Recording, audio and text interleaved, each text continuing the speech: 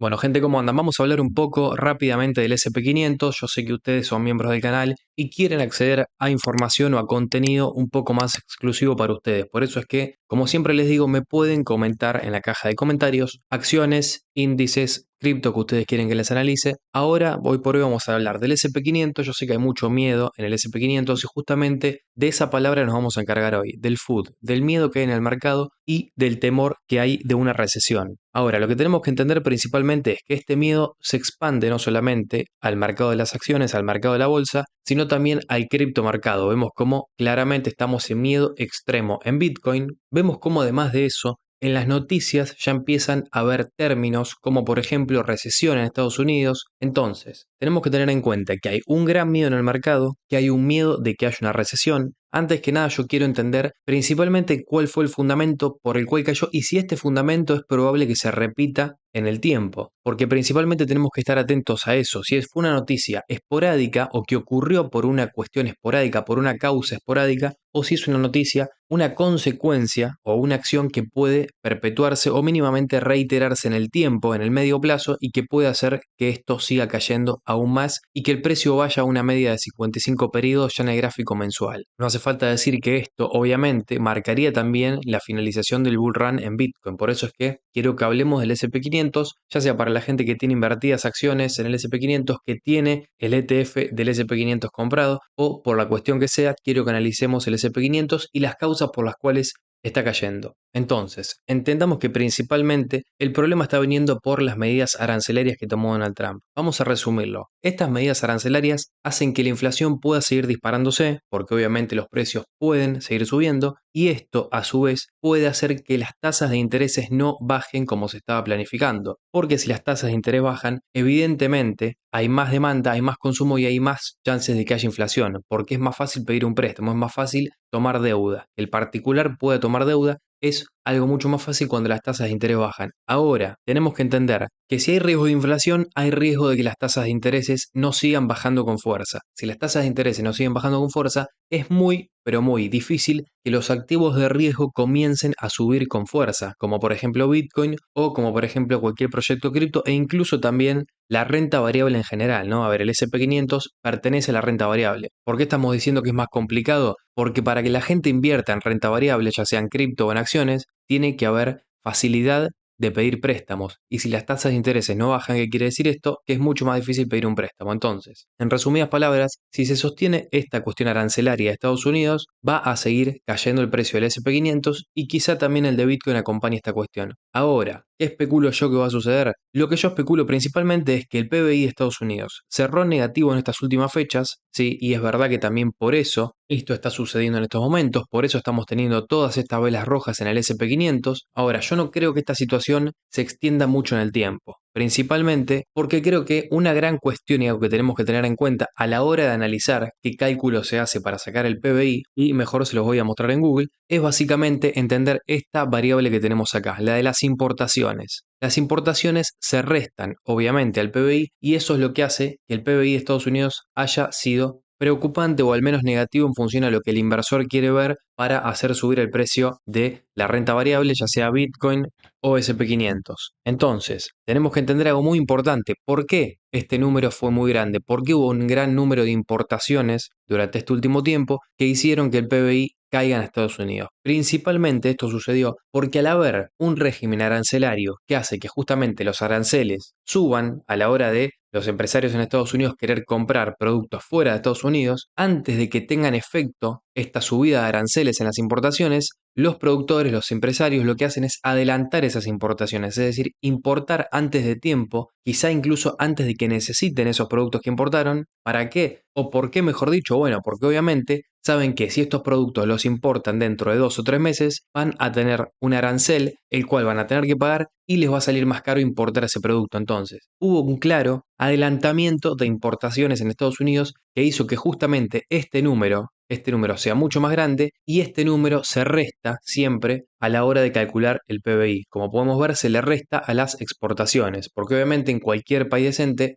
es mucho mejor que se exporte más de lo que se importa, porque básicamente lo que quiere decir es que está entrando más capital del cual sale. Entonces, hubo un adelantamiento de importaciones por una cuestión arancelaria y lo que hay hoy yo creo que es más una sensación y un pesimismo a corto plazo que algo que se pueda extender en el tiempo. Yo no estoy diciendo ahora que el panorama de Estados Unidos va a mejorar radicalmente, porque tenemos que entender que Donald Trump es un presidente el cual no tiene capacidad de reelección en las próximas elecciones, es decir, Donald Trump está transitando su último mandato y no va a poder ser reelegido, y por eso yo creo que esto le quita a él algún tipo de poder a la hora de tomar decisiones trascendentales o que hagan un gran cambio en Estados Unidos y en lo que es el panorama de Estados Unidos. Ahora, bien, yo creo que esta cuestión del miedo que está habiendo temporalmente, esto que hablamos de las importaciones, las cuestiones arancelarias, creo que es todo un escenario que se está formando simplemente para hacer caer el precio del SP500 de Bitcoin y que la gente que mueve el mercado pueda comprar más barato. Y principalmente a mí lo que me sorprende es que haya tantas, pero tantas noticias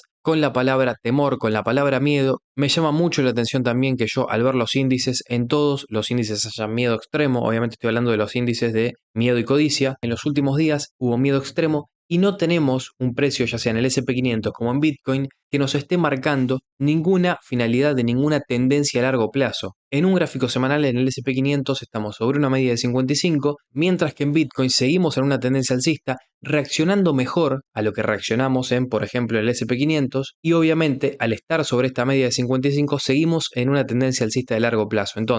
Entonces las noticias negativas con índole negativo en medias de 55 periodos sobre zona de soportes, a mí siempre me resultan algo muy raro. A mí siempre me resultan algo a sospechar de que están queriendo manipular a la gente, de que están queriendo hacer que nadie compre en estos precios, porque supuestamente va a haber una recesión, cuando lo que hay es miedo de una recesión. No hay una recesión, hay miedo de una recesión. Y eso incluso la noticia nos lo está diciendo. Por otro lado, tenemos que nombrar ahora al ratio put-call. Esto básicamente es una proporción, en este caso analizado dentro del SP500, es una proporción o una fracción o una división, mejor dicho, entre las ventas y las compras. Put son las ventas, call son las compras. Entonces, imaginémonos que esto es una fracción. Ventas dividido compras. Lo que estamos viendo hoy por hoy es que desde principio de año estuvo subiendo este ratio, desde los exactamente 78 hacia los 88, 86 que tenemos hoy por hoy. Entonces, ¿qué quiere decir esto para mí? O para mí no, a ver, ¿qué quiere decir esto objetivamente? ¿Qué significa que este ratio esté subiendo desde hace un par de meses? Evidentemente, si esta fracción, la cual divide ventas sobre compras, está subiendo, es porque el numerador, porque el número de arriba,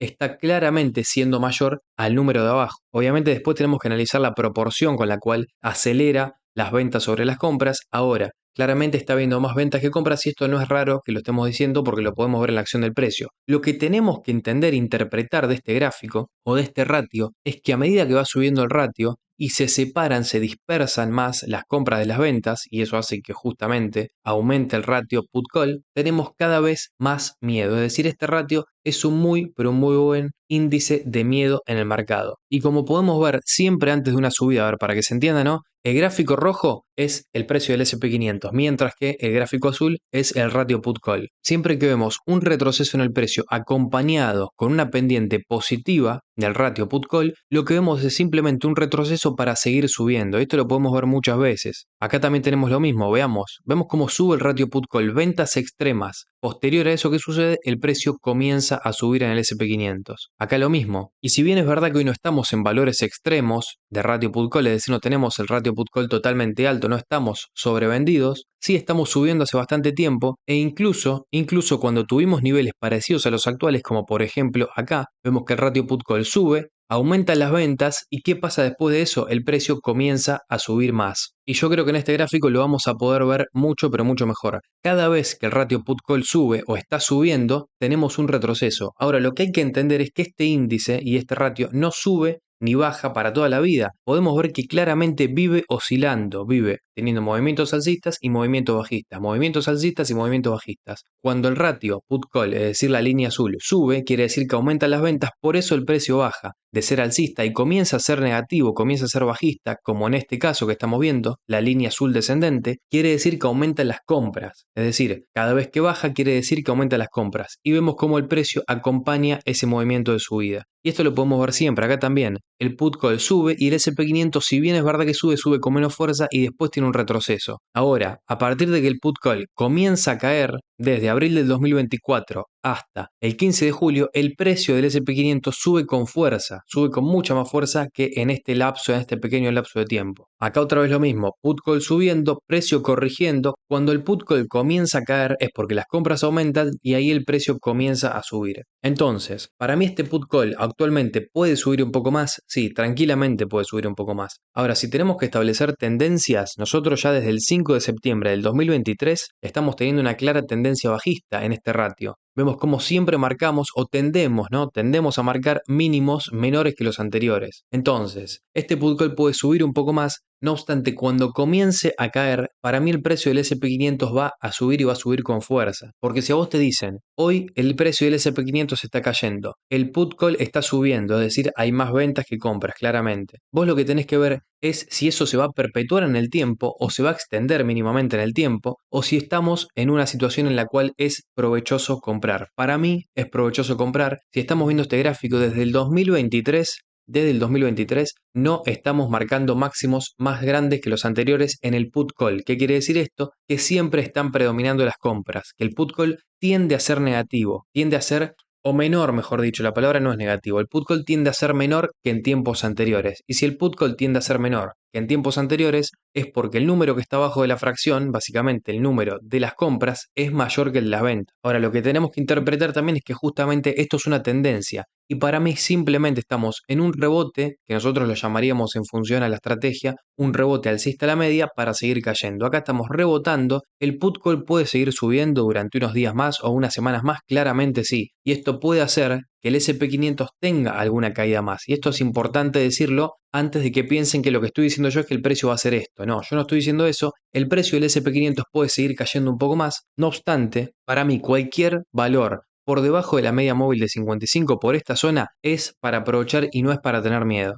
Podemos ir a buscar un poco de liquidez a la zona de este mechazo anterior tranquilamente, tranquilamente. Y este movimiento que tendríamos desde la zona actual hacia los $5.300 sería ese movimiento que en Bitcoin nos podría llevar desde el precio actual a los $75.000 tranquilamente. Ahora estaríamos cerca de una media de 55 e incluso tenemos que observar que hoy Bitcoin reaccionó mejor que el S&P 500 y es algo que no es un dato menor ni algo a dejar pasar. Porque eso quiere decir que si el S&P 500 cae desde los precios actuales quizá a los 5.300 puntos, Bitcoin podría aguantar mucho mejor y simplemente tener alguna caída hacia los 72.000, 75.000 para a partir de ahí encontrar liquidez y encontrar movimientos a la alza. Esta, gente, es mi proyección principal, no es la verdad de nada, yo no tengo la certeza de nada, yo no muevo el mercado, simplemente estoy viniendo a dar mi proyección, mis argumentos, y mis argumentos básicamente son los que acabo de esgrimir. Me gustaría que me dejes los tuyos en la caja de comentarios, también me gustaría que operes por tu cuenta, como digo siempre, yo no doy recomendaciones de inversión, simplemente analizo y en función a lo que especulo o en función al panorama que estoy viendo, por las emociones del mercado, por las emociones de la mayoría de la gente, en función, como analizamos hoy, al índice put call, bueno, en función a esas cosas llego a una conclusión. Ahora, no quiero que ustedes piensen o especulen igual que yo, me gustaría que ustedes formen su propia estrategia y forma de especular, y si por esas cosas de la vida llegan a la misma conclusión que yo, está perfecto. Ahora, guíense siempre por su intuición, obviamente que su intuición está argumentada, que no sea simplemente una corazonada, pero inviertan por su cuenta. Yo simplemente acá lo que le quiero dar a ustedes son herramientas para poder llegar a esas conclusiones, pero las conclusiones siempre tienen que ser suyas, subjetivas y propias. Entonces, gente, si el video les gustó, como les digo siempre, le pueden dar me gusta, muchas gracias por apoyar el canal. Me gustaría también que me dejen su opinión en la caja de comentarios, quiero que se abra debate, no quiero que esto quede en un monólogo mío, que se abra debate en los comentarios, nos estamos viendo en la próxima y chau.